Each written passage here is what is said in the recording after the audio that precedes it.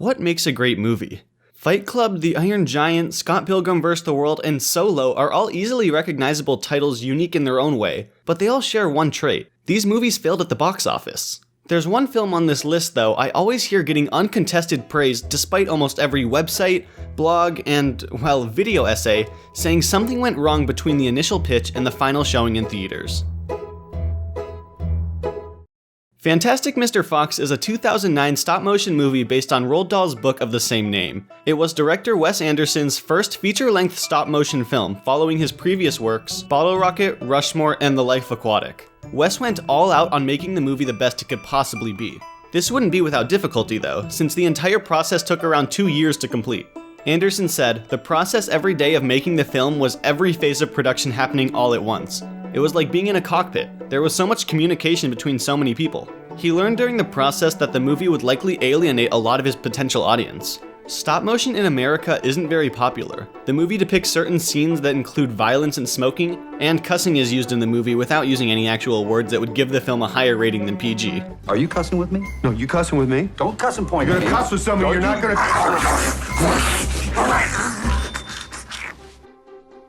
This wouldn't have been such a problem if the movie wasn't marketed towards kids, and that is seemingly the biggest cause for the movie's box office result.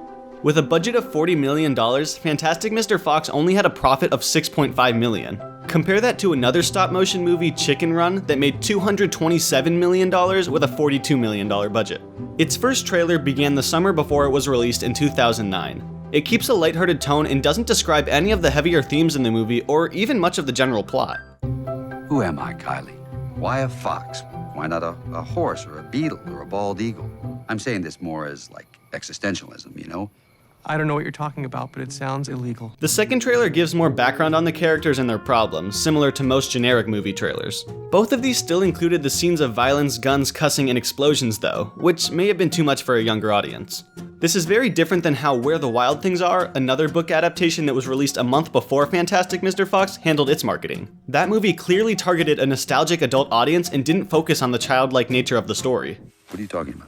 Neither of these movies ended up being successful worldwide, but what other reasons would there have been if marketing to both kids and adults didn't work for either film? Of course, nothing can be known for sure, but the timing of the movie's release may have hurt Fantastic Mr. Fox's profit more than anything else.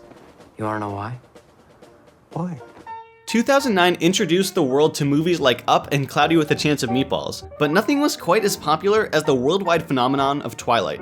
The second movie in the series, New Moon, made its way to theaters on November 20th, only a week after Fantastic Mr. Fox. Now, am I saying Twilight is the reason Fantastic Mr. Fox failed? Not exactly, but I am saying casual moviegoers like myself who would go to the theater to see a movie once a month or every other month would be far more likely to wait that extra week to see such a highly anticipated sequel instead of an unknown original film.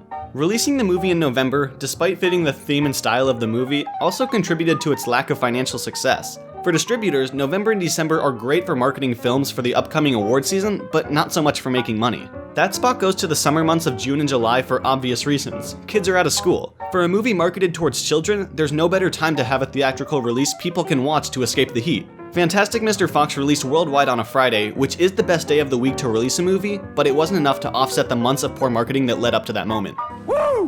Whoa! Look at that! So, at the end of the day, there's no one thing that made this movie fail at the box office. It was a mix of marketing, timing, competition, and even just the medium of the movie.